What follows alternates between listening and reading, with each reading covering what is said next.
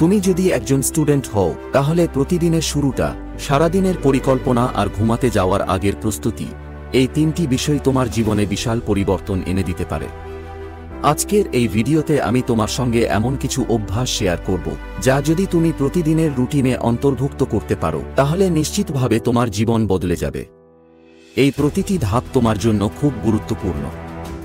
এগুলো শুধু তোমাকে সফলতার পথে নিয়ে যাবে না, বরং তোমাকে একজন আত্মবিশ্বাসী, সুশৃঙ্খল এবং দায়িত্বশীল মানুষ হিসেবে গড়ে তুলবে। এখন হয়তো তুমি ভাবছো, এই অভ্যাসগুলো কি সত্যিই এতটা কার্যকর? আমি বলবো, হ্যাঁ। তুমি যদি এগুলো মেনে চলো তাহলে তুমি এমন কিছু অর্জন করবে যা হয়তো আগে কল্পনাও করোনি।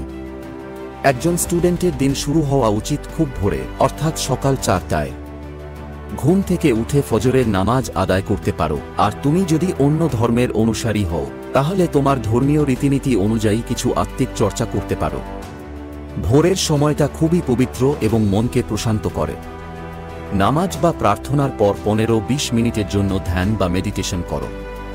এটা মনকে শান্ত রাখে এবং সারাদিন ইতিবাচকভাবে শুরু করার জন্য চমৎকার একটি উপায়। এরপর হালকা কিছু ফিজিক্যাল এক্সারসাইজ করো, যেমন ফ্রি হ্যান্ড, স্ট্রেচিং বা জগিং। এতে শরীর ও মন দুটোই চাঙ্গা হয়। সকালের সময়টা পড়াশোনার জন্য সবচেয়ে উপযুক্ত। এই সময়ে মন ফ্রেশ থাকে এবং নতুন বিষয় শিখতে সহজ হয়। স্কুল বা কলেজে যাওয়ার আগে 1 থেকে 1.5 ঘন্টা পড়ালেখা করার অভ্যাস গড়ে তোলো। এরপর সকাল 8টার দিকে স্বাস্থ্যকর নাস্তা করো, যাতে পর্যাপ্ত প্রোটিন, ভিটামিন ও কার্বোহাইড্রেট থাকে। তারপর স্কুল কলেজের জন্য তৈরি হও, ব্যাগ গুছিয়ে নাও, প্রয়োজনীয় বই খাতা নাও, টিফিন নিয়ে নাও এবং ইউনিফর্ম ঠিকঠাক করো।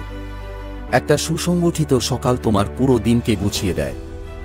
স্কুল বা কলেজে যাওয়ার সময়টাও গুরুত্বপূর্ণ। ক্লাসে মনোযোগ দিয়ে পড়াশোনা করো। খারাপ বন্ধুদের প্রলোভনে পড়ো না। বিরতির সময়গুলোকেও কাজে লাগাও। আগামী ক্লাসের জন্য প্রস্তুতি নাও বা যা শিখেছ তা রিভিউ করো।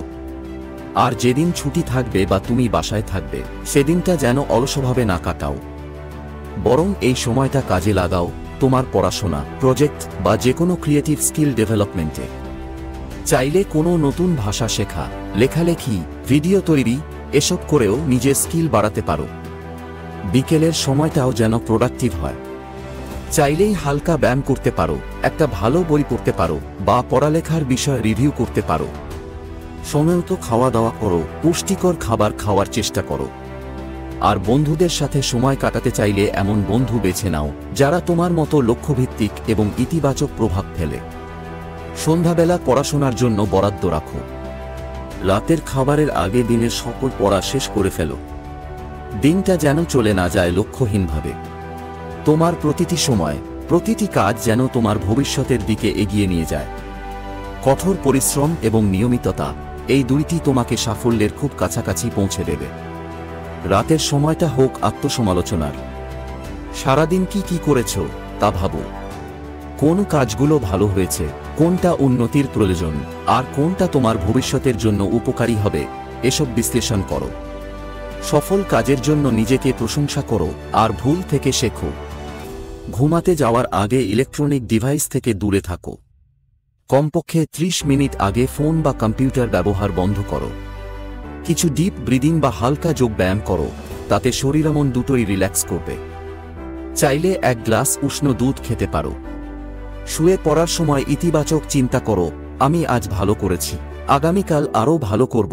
এই মাইন্ডসেট তোমার ঘুমকে আরও শান্তিময় করে তুলবে এবং নতুন দিনের জন্য প্রস্তুত করবে। এই রুটিন যদি তুমি মেনে চলো তাহলে শুধু ভালো ঘুম নয়, বরং সাফল্যের পথেও অনেক দূর এগিয়ে যেতে পারবে। ভিডিওটি ভালো লাগলে একটা লাইক দাও, চ্যানেলটি সাবস্ক্রাইব করো আর কমেন্টে জানাও তুমি কোন ক্লাসে পড়ো বা কোন পর্যায়ে আছো। ধন্যবাদ।